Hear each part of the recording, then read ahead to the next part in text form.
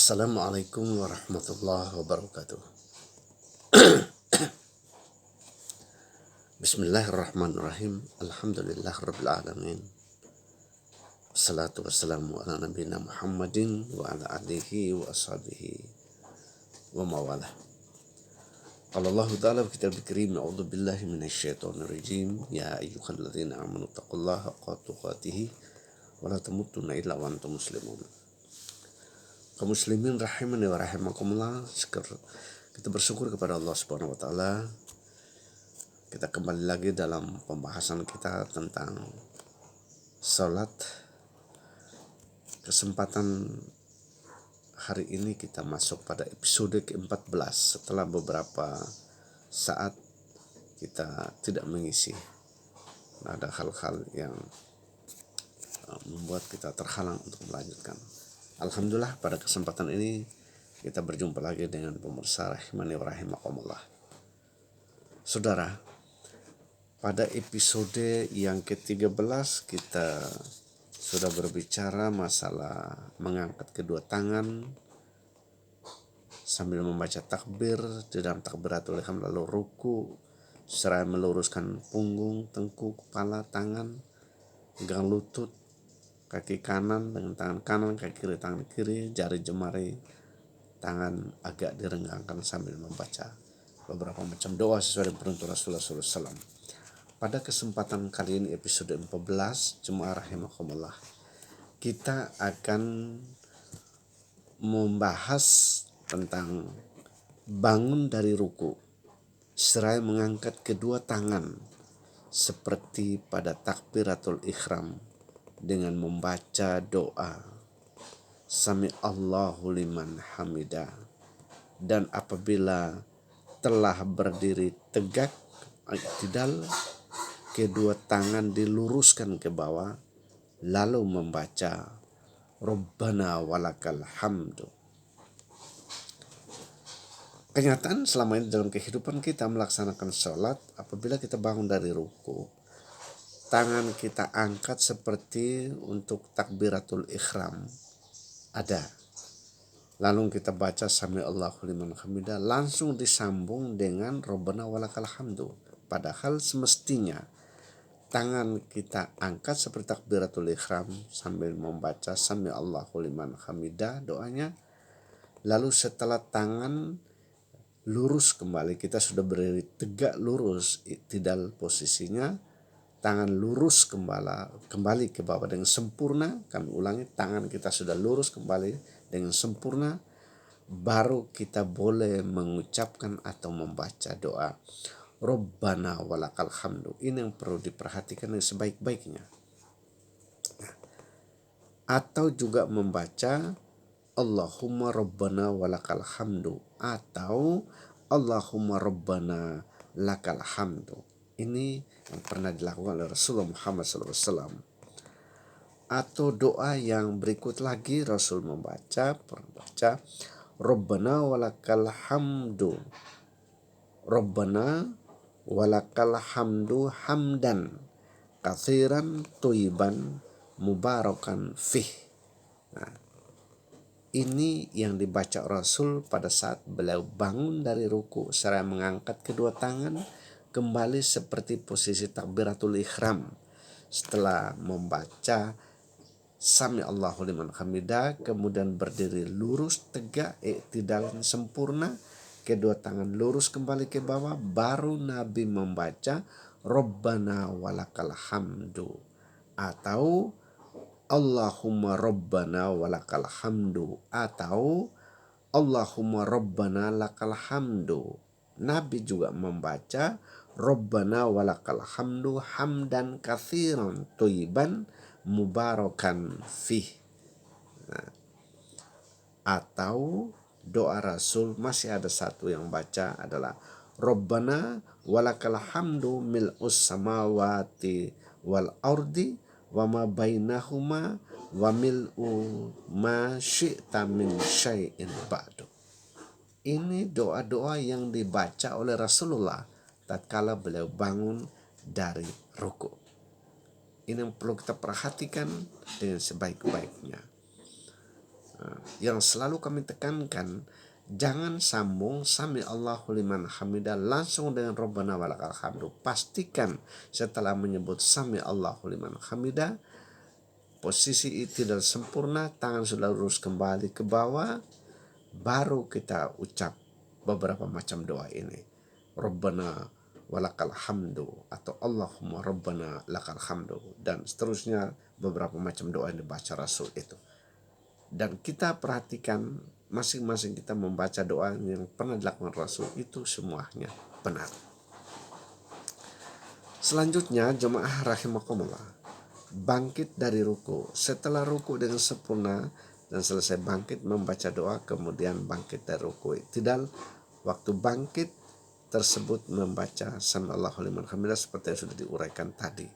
Hal yang dilakukan itu didasarkan pada keterangan beberapa hadis, antaranya ada hadis Rasulullah SAW yang berbunyi, An Abdullah bin Umar radhiyallahu anhuma qala ra'aitu Rasulullah sallallahu alaihi wasallam idza qama fi sholati rafa'a yadayhi hatta yakuna khadwa man kibaihi wa kana yaf'alu dhalika hina yukabbiru liruku'i wa yaf'alu dhalika idza rafa'a ra'sahu min ruku'i wa yaqulu sami Allahu liman hamida.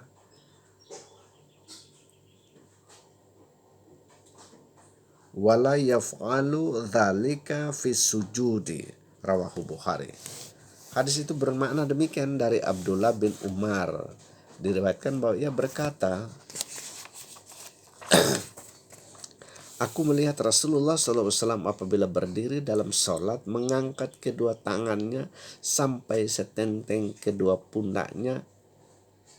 Hal itu dilakukan ketika bertakbir, hendak ruku, dan ketika mengangkat kepalanya bangkit dari ruku sambil mengucapkan Sami Allahu liman hamidah. Hal ini tidak dilakukan dalam sujud. Nah, kita kaji, mari. Hadis ini menerangkan bahwa Rasul kalau mau sholat itu, kita ulang nih, angkat kedua tangan setenteng lurus daun telinga dan bahunya itu baru takbir. Begitu juga angkat kembali tangan seperti itu mau ruku. Kemudian angkat lagi tangan seperti itu sempurna mau i'tidal sampai sempurna beliau. Dan beliau ditekankan dalam hadis ini tidak dilakukan dalam sujud. Kenapa ini diingatkan? Karena memang ada jemaah, ada di antara kita yang terkadang waktu sujud angkat lagi tangan seperti itu padahal tidak dilakukan Rasul. Ini yang harus kita perhatikan dengan sebaik-baiknya. Jemaah rahimakumullah, kemudian dalil yang menjadi dasar gerak bangkit dari ruku itu i'tidal, ada beberapa hadis berikut ini. Satu dari Aisyah, riwayat Muslim. An Aisyah qala wa kana idza rafa'a ra'sahu minar ruku'i lam yasjud hatta yastawiya qa'imah, rawahu Muslim. Dari Aisyah diriwayatkan ia berkata, apabila beliau Rasulullah SAW suaminya itu mengangkat kepala dari ruku, maka dia tidak langsung sujud sebelum berdiri lurus terlebih dahulu. Ini perlu kita perhatikan. Hadis pertama dari Aisyah. Hadis yang kedua, Abu Hurairah riwayat Bukhari. Bunyinya demikian, An Abi Hurairah anna Rasulullah sallallahu alaihi wasallam qala Thummarfa hatta ta'tadila qa'iman. Dari Abu Hurairah diriwayatkan Rasul bersabda, berkata kepada orang yang keliru mengerjakan sholatnya, kemudian bangunlah sampai kamu berdiri tegak. Itulah tata cara bagaimana bangkit dari ruku dengan i'tidal yang sempurna yang harus kita pahami dengan sebaik-baiknya. Masalah sholat ini memang terkadang jemaah rahimani wa rahimakumullah kita anggap gampang-gampang saja. Sering kami sampaikan Rasul sudah tiada, hanya beberapa berita gembira. Hadisnya yang sahih itu ingatkan kita, salah satunya sallu kama ra'aitumuni usalli. Sholatlah kamu sebagaimana kamu lihat aku sholat. Memahami sebagaimana Rasul sholat kita lewat informasi hadis-hadis yang sahih atau makbulah ini. Ini yang kita harus kaji, ini kita pahami agar sholat kita makin kesini perjalanan seiring hidup kita makin kualitas, makin baik adanya. Itu pada saat Rasulullah SAW bangkit dari ruku. Selanjutnya jemaah rahimakumullah, hadis yang berikut tata cara i'tidal. Mari kita perhatikan. I'tidal adalah keadaan berdiri lurus sesaat setelah bangkit dari ruku, di mana seluruh ruas tulang berada dalam posisi normal. Hal ini ditegaskan dalam hadis Abu Hamid As-Sa'idi dalam Sahih Al-Bukhari sebagai berikut. An Muhammad ibni Amri ibni Ata'in annahu kana jalisan ma'a nafarin min ashabin nabiyyu sallallahu alaihi wasallam fadzakarna salatan nabiyyi sallallahu alaihi wasallam faqala Abu Humaidis Sa'idiyyu ana kuntu akhfadhakum li sholati Rasulillah sallallahu alaihi wasallam ra'aituhu idza qabbara ja'ala yadaihi hidha'a mankibaihi wa idza raka'a amkana yadaihi min rukbataihi thumma hasara dhahratu fa idza rafa'a ra'sahus tawa hatta ya'uda kullu faqarin fakana fa idza sajada wada'a yadaihi ghaira muftarishin wala qaidihima wastaqbala bi atrafi asabi'i rijlaihil qiblata fa idza jalasa fi rak'ataini jalasa ala rijlihil yusra wa nasobal yumni wa idza jalasa fi rak'atil akhirati qaddama rijlahul yusra wa nasabal ukhra wa qa'ada ala maq'adatihi rawahu Bukhari. Hadis ini bermakna demikian. Dari Muhammad ibnu Ammar ibnu Ata' diriwayatkan bahwa ia pada suatu waktu duduk bersama beberapa orang sahabat Nabi Sallallahu Alaihi Wasallam. Kemudian kami menyebut sholat Nabi Sallallahu Alaihi Wasallam. Lalu Abu Humaid As-Sa'idi berkata, aku orang yang paling hafal di antara kalian tentang sholat Rasulullah Sallallahu Alaihi Wasallam. Aku melihat beliau apabila takbiratul ikhram mengangkat tangan hingga setenteng dengan dua pundaknya. Apabila ruku, beliau menempatkan kedua tangan di kedua lututnya, kemudian meluruskan punggungnya. Apabila saat i'tidal, beliau mengangkat kepalanya hingga seluruh ruas anggota tubuhnya kembali ke posisi semula. Ketika sujud, beliau meletakkan kedua tangan tidak dibentangkan atau dirapatkan, dan ujung jari jemari kaki dihadapkan ke arah kiblat. Ketika duduk pada rakaat kedua, beliau duduk pada kaki kiri dan menegakkan ujung kaki yang kanan. Dan pada saat duduk rakaat terakhir, beliau memasukkan kaki kirinya, menegakkan ujung kaki yang satu, dan duduk di lantai tempat sholat. Hadis riwayat Bukhari. Ini penjelasan panjang hadis ini sekaligus makna tentang posisi kita,